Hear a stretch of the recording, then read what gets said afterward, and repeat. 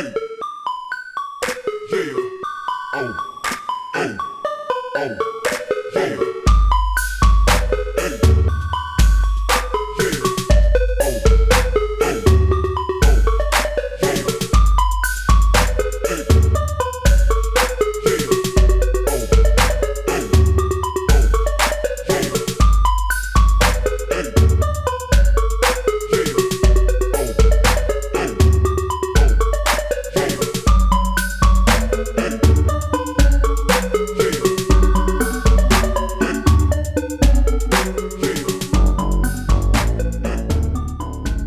What's up, YouTube? It's your boy Thomas back again with another rendition of Truth Be Told.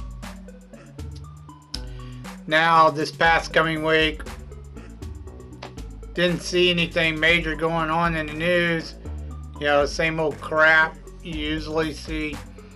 You know, people still talk about She-Hulk and it tanking so bad. The worst Marvel series of them all so far. It's like a 13-year-old wrote the entire fucking show about teenage crap going on in a teenage... It's literally like teenage rivalry shit. It's dumb. Dumb. You know, people talk about Rings of Power. I haven't even bothered watching the damn thing. I knew it was going to be dumb and woke to begin with. People don't like House of Dragons. That's not a big surprise there either. I did see something mentioned about they're going to try to do a new Wizard of Oz. Oh God, just stop with all the remakes, the reboots, because you can't do them. You suck. Hollywood sucks. They can't do them. They just make them worse. And then I saw something about HBO doing I don't know if it's a movie or a TV series about that video game called The Last of Us, where the only reason why it got any publicity whatsoever is because they were trying to push a woke agenda on that game. And just about nobody liked the game, really. I played like 20 minutes of that game and I was all like, this game sucks ass. It's horrible. It's terrible. It's like a chopped out, redone version of Resident Evil or some shit. It's dumb. It is stupid. I don't understand how they could do something out of that video game, but the most popular video game in the past few years, Fallout, can't get a movie. That makes no sense to me. It's the most popular game out there, Fallout, and it can't get a fucking movie. That just, it blows my mind. You got these retarded games that can, but the popular ones can't. It's just dumb. It's dumb. Dumb, dumb, dumb. Anyways, that's all I really saw. I didn't see anything, again, like I said, same old crap for the most part. You know, Biden being stupider. I did see that, you know, Italy ended up getting a new prime minister, and the media instantly attack her because she believes in common sense.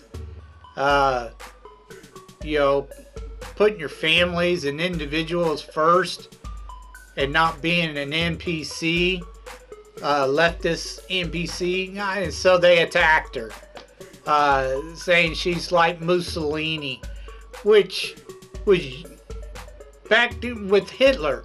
He was a socialist. She's completely against socialism. So naturally they attack, you know, communism, socialism. So naturally they attack her.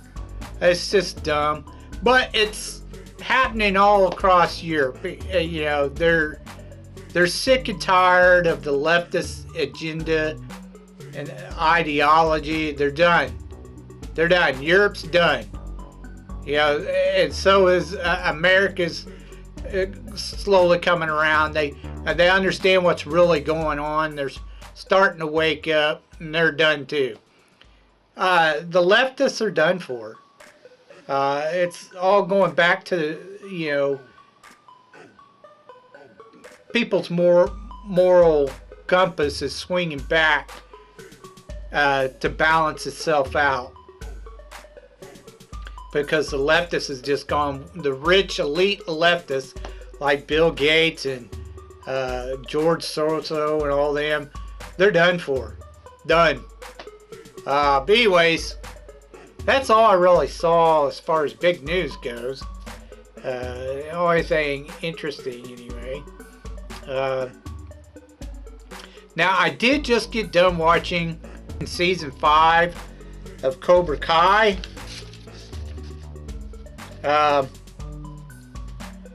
Again, they left it off. So I'm guessing there's going to be a season 6, obviously. Now, the way they left it off, they don't have to do a season 6. But I'm guessing they're going to do it. This one was basically a fight against Terry. The one from Karate Kid 3, who kind of fucked Daniel up as a teenager. So now in this one, in season 5, they're basically fighting him. He took over the dojo of Cobra Kai and sent Kreese to jail over fake allegations. He set him up. But anyways, they stopped the dojo.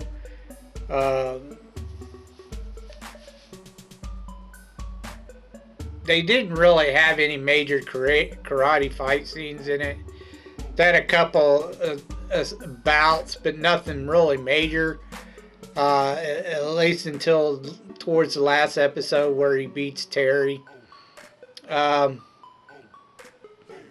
Chosen was in this, which was, I like Chosen, or that character. He's pretty good in this. But they kind of set it up towards the end, because they leave it off where Kreese basically breaks out of jail at the very end. I don't know if they're going to do something with him coming back as a villain again, or him taking over Cobra Kai, or what's going to happen. I do know they left it off because they're supposed to go to the big world tournament, karate champion underground tournament or whatever. They're supposed to do that. I'm kind of curious with the female sensei, who's the daughter of the sensei who taught Kreese and Terry. I'm kind of wondering if we're going to have a rival between Chosen and her father, the Korean sensei who taught Cobra Kai. He said that he was very dangerous. He teaches a method that's deceptive. It's very deceptive. He cheats, basically, in a way. So I'm kind of wondering if they're going to bring in that sensei or not. If he shows up like the master of Cobra Kai. I don't know. We'll see. We'll see, because like I said, if they go to that tournament where karate students around the world are supposed to compete, that may be part of it. That the master of Cobra Kai, the Korean guy, he shows up, the female sensei's father, and they have to have it out with him. I don't know. We'll see. But definitely check out Cobra Kai. 2 thumbs up. It is the one. It's not really a reboot or a remake. It's just a continuation. And that's where they went right with it. They continued the story. Kept the characters the way they're supposed to be. And continued the story. They didn't try to rewrite the whole story or redo the whole fucking thing. And that's where everybody's fucking up in Hollywood. This is probably one of the one shows that I completely am on board with continuing the story. Anyways, check it out. Like I said, 2 thumbs up. You won't be disappointed in this series. Alright, let's get on to your B-movie reviews.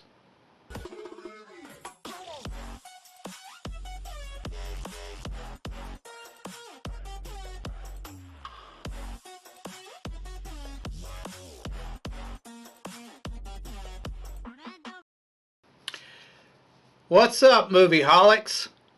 This week is Fantasy Week.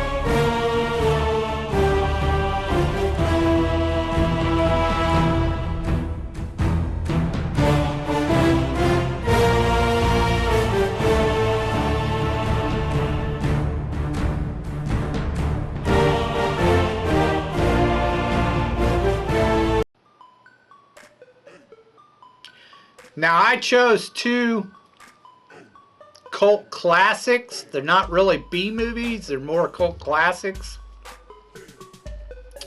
I mean, they may have some cheesy stuff in them. That's why you might consider them a little bit of a B-movie. And they didn't make a whole lot in the box office. But they did fairly well. The first one is called The Princess Bride. Now, most people have pretty much heard of this movie, even if they haven't seen it yet. It was done in 1987, and it made about $30 million, so it did okay. It starred Carrie Ells and Robin Wright. And of course, it had Fred Savage as the little boy at the beginning, and Peter Falk, the guy who played Columbo. And it had Andre the Giant in it, Billy Crystal. It had a number of people in it.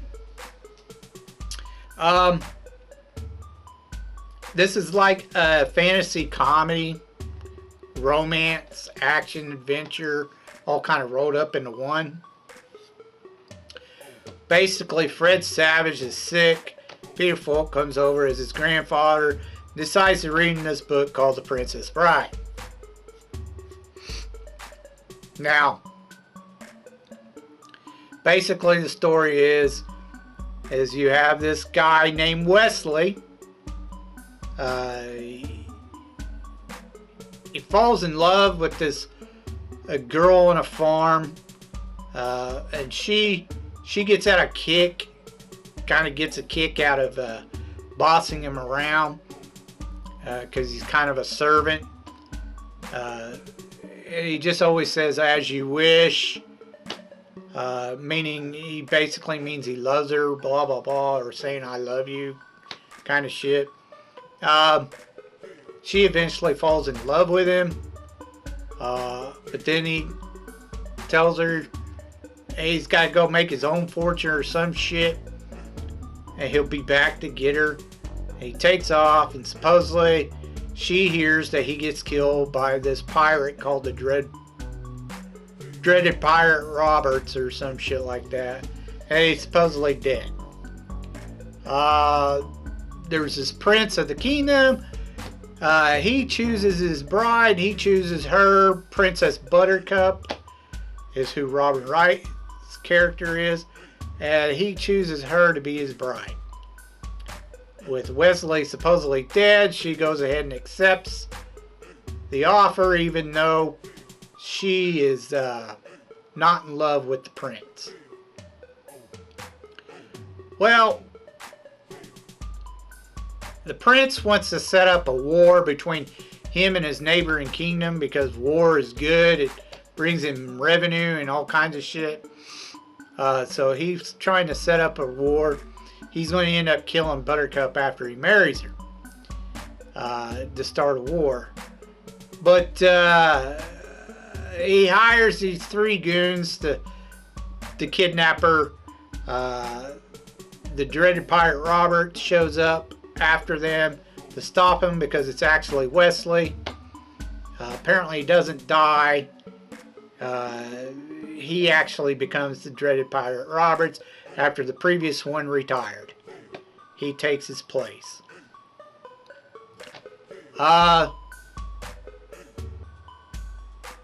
Eventually, you have the Spaniard who's part of the kidnap group.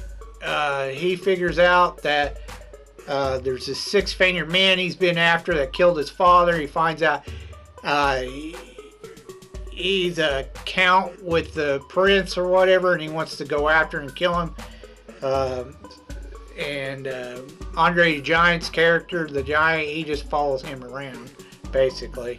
They decide to go get the Man in Black, which is Wesley, the dreaded pirate Roberts, to help them break into the castle so he can kill this guy and to help him get back his bride.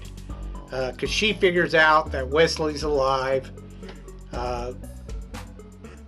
and she doesn't want to marry the prince, but the prince is forcing her to marry him. Yada, yada, yada. Long story short, they break into the castle, disrupt the prince's plans, blah, blah, blah. Everything ends well. Happily ever after. He gets his bride back, and Wesley and her go live happily ever after. And he makes a couple new friends. Anyways, that's the gist of the story. It's actually pretty funny. There's some funny stuff in this movie. It's a good fantasy adventure. More family oriented though, it's not, hardcore. It's more whimsical, which is okay. I prefer, your more Lord of the Rings type, but they don't hardly make any of those anymore. They made very little of them anyway. They mostly did them in the 80s. So anyways, 2 thumbs up. Excellent movie. You won't be disappointed if you're looking for a comedy, fantasy, adventure, family-oriented movie. Okay, let's move on. The next movie I watched is the movie Dungeons and Dragons from the year 2000. It made about $33 million worldwide, which is better than The Princess Bride, but it gets dumped on a lot. It starred Jeremy Irons, Justin Whalen, and Zoe McKellen.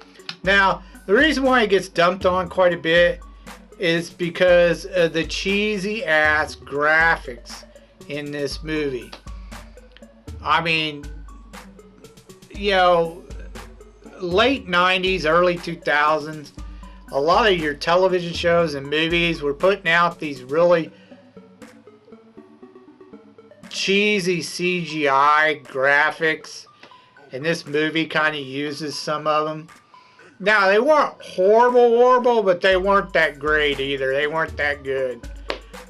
You could definitely tell they were pretty cheesy. But most of the acting and everything in this movie was pretty good.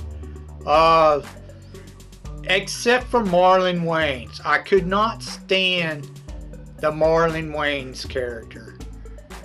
Snails or whatever. I don't think Marlon Wayans is funny at all. Some people think he's funny. I don't. I like Damian Wayans for the most part, and I like the older brother. I can't think of his name. There's 4 of them. But Marlon, I don't like Marlon Wayans. I don't think he's funny at all. But anyways, he was the only part of the movie I didn't like. The rest of it I liked. I thought it was really good, you know. Jeremy Irons is a great actor. Anyways, basically what's going on is you're in a city of mages. That mages control the city. They like govern the city, you know, blah, blah, blah.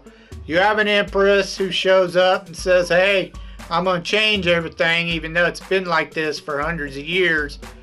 I think mages and commoners should be equal. Everyone has a right to vote on the council and blah, blah, blah. Changes in the city. And you have this one particular evil wizard who's like, or sorcerer, he's played by Jeremy Irons. He's like, fuck that shit. We rule here. That's the way it's always been. I'll be damned if you're going to come in here and change all this. This little girl, teenage girl, who's the empress, is going to come in here and change everything. So they're battling it out.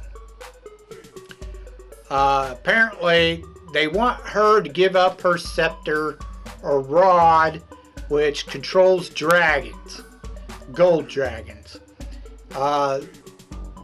She doesn't want to do it. So now she's ended up having to fight a bunch of the mages. But even if she had to give up the rod, there is a rumor that there is another rod that controls red dragons. And then you have these two thieves, which is played by Marlon Wayans and Justin Whalen, who decide that they're going to go and get this other rod for the Empress. Now, along the way, you know, they kind of end up with this apprentice girl mage who watched her master get killed by Jeremy Irons' henchman, like a Black Knight. He kills him. They call him the Knight of the Crimson Brigade or whatever. He kills him, and he's now tracking them to find the red rod as well for the evil wizard, so he can fight the Empress and her gold dragons. So he's chasing them down. Along the way, they, like I said, they get the apprentice mage. They run into a dwarf who ends up just out of the blue decides to join him for no particular reason, just does.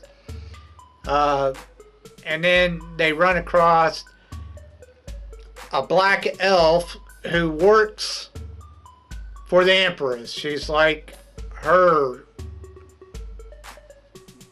second in command or whatever, you know, her marshal.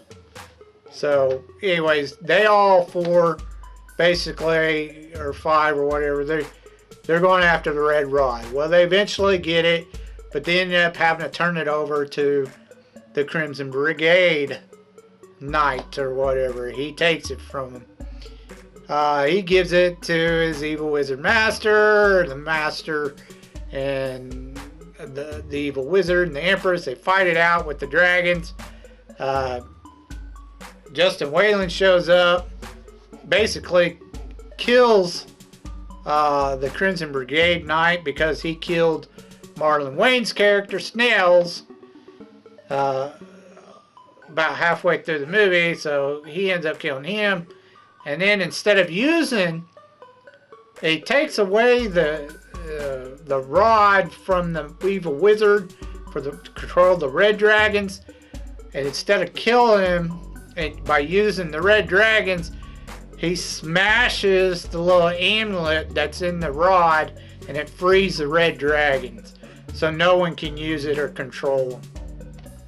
Empress wins, evil wizard goes and dies, blah blah blah, end of story, kingdom's all good and fine. And then at the very end, they do something that just ticks me off. Even though I like the movie, I love the movie, and it's far better than that fucking retarded woke ass crap they got coming out now called Honor Amongst Thieves.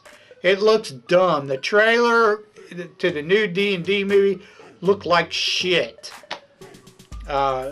They completely destroy most of the D&D lore in the trailer. You could tell it's all bullshit, and it's woke as fuck. I know I'm not gonna like it, and most people probably won't either once it finally comes out. But anyways,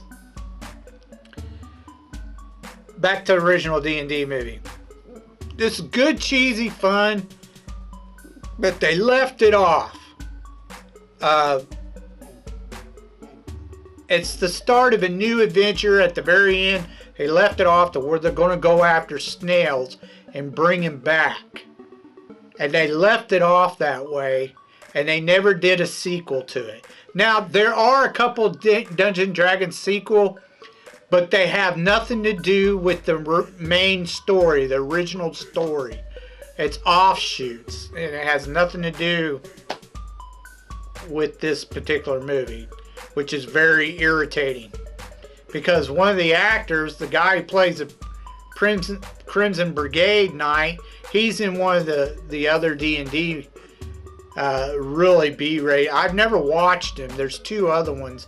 I may eventually get around to watching, but I heard they are really bad. I don't know. This one, though, great movie.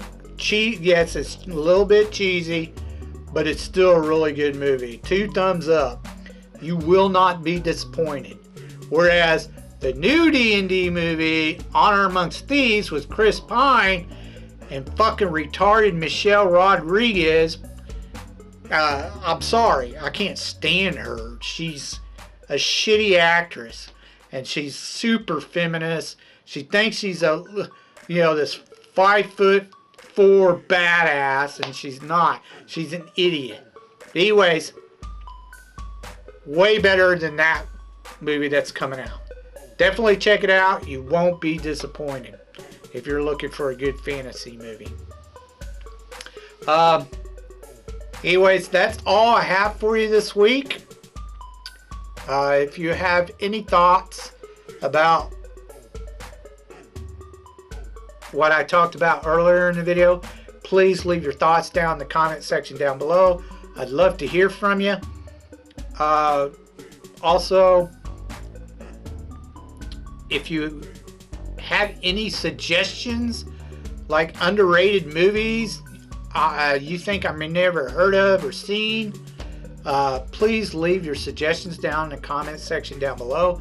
I'll get to reviewing them as soon as I can. So until next time, I told you be told the truth, and you've just been told.